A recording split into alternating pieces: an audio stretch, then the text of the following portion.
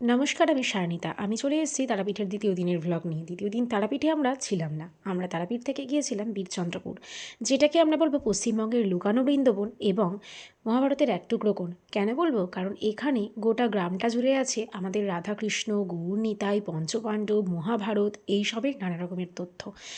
আর এইগুলো তোমরা যদি এখানে না আসো তাহলে জানতে পারবে না, আর সারাদিনটা সুন্দর করে কাটিয়ে নিতে পারো। এখানে কিন্তু বিভিন্ন মন্দিরে সুন্দর ভোগেরও ব্যবস্থা আছে, যদিও বা আমরা কিন্তু ভোগ খাইনি। তো প্রথমেই আমরা যেখানে চলে গিয়েছিলাম সেটা হলো ইস্কন মন্দির।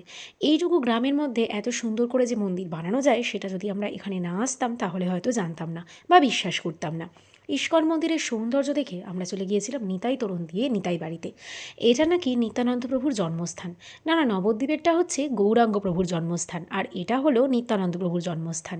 তো এটা দেখে নেওয়ার পর আমরা চলে গিয়েছিলাম গৌড়ীয় মঠ দেখতে।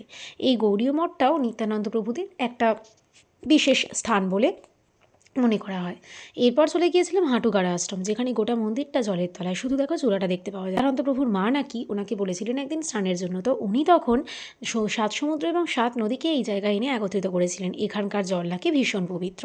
এরপর এখান থেকে আমরা চলে গিয়েছিলাম নিধুবন, মানে যেটাকে বলা হয় পঞ্চপাণ্ডব তলা। দূর থেকে না দেখতে লাগে পুরো একটা গাছের তলায় যেন জায়গাটা রয়েছে। ভিতরে কোনো ছবি তুলতে দেয়নি, তাই তোমাদের মুখেই বলি, শুনে নাও। ভিতরে আছে পঞ্চপাণ্ডব এবং মা কর্তির একটা মূর্তি, এবং এখানে সেটি পুজো করা হয়। আর এখান থেকেই নাকি রাক্ষসকে খাবার পাঠাতেন মা কুন্তী। আর যেন পুরোহিত না কোনো বিশিষ্ট কোনো লোকজনও কিন্তু সন্ধ্যার পরে এখানে প্রবেশ করতে পারে না। এরপর আমরা চলে গিয়েছিলাম বাঁকারাই। জায়গা ছিল জগন্নাথ ধাম, বা যেটাকে বলা হয় দ্বিতীয় পুরীধাম। তো এই যে দ্বিতীয় পুরীধাম, এটার মন্দিরটা কিন্তু সম্পূর্ণভাবেই পুরীর মন্দিরের আদলে তৈরি। আর এইভাবে আমাদের সারা দিনটা কেটে গেল সুন্দর করে। তবে না, দিন তো পুরো কাটেনি, কারণ এরপর আমরা চলে গিয়েছিলাম আটলা। আর আটলা কি জানো? আটলাও তারাপীঠ থেকে মাত্র 1 কিলোমিটার দূরে। সেই আটলা হলো বামদেবের জন্মস্থান। এখানে তোমরা টোটাল 5 থেকে 6টা মন্দির দেখতে পাবে, আর সবাই তোমাদের বলবে এগুলো জন্মস্থান। আসলে তা নয়। একটা যে খড়ের চাল আছে, এই যে দেখো, এটাই হলো আসল জন্মস্থান। এরপর বাকিগুলো বামদেবের যারা বংশধররা রয়েছে তারা নিজেদের মতন করে বানিয়ে নিয়েছে। আর সবাই বলে জন্মস্থান, সবাই বলে ভিটে মাটি, সামঞ্জস্য বজায় রেখেছিলাম। এরপর সেখান থেকে চলে গেলাম আমরা একটা জায়গায়, সেখানে হচ্ছে কালো রয়েছে। দেখো কালো কুকুরটা, এ হলো কালু ভৈরব। মানে একে কিন্তু খুব স্নেহ করতেন বামদেব, এবং এর পাশে যে পুকুরটা আছে ওখানে তিনি সাধনা করতেন।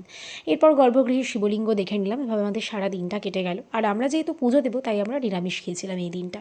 তো এরপরে আমরা সারাদিন কাটিয়ে নিলাম। তারপর সন্ধ্যাবেলাতে আমরা হচ্ছে আবার কিন্তু ফাংশন দেখতে গেছিলাম। আমরা শুনেছিলাম এই অঞ্চলে টোটাল 5টা পুজো হয়।